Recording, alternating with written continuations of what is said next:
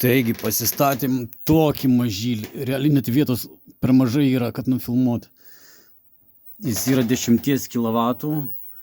Va kiek jis, dabar 3,5 kW priejo pajungta tik panelių, va kiek jisai gamina. O dabar yra po 3 ir debesuota žiauriai. 130 W, 128. Jis yra 2 PPT kontrolerių, bet antras nepajungtas. 130 W. Jis, aišku, trifazis yra. Va, čia kaip viskas atrodo. Čia tam kartu tik pabandymui pajungiau, priplauni laidai. Ten van, kaip atrodo van viskas.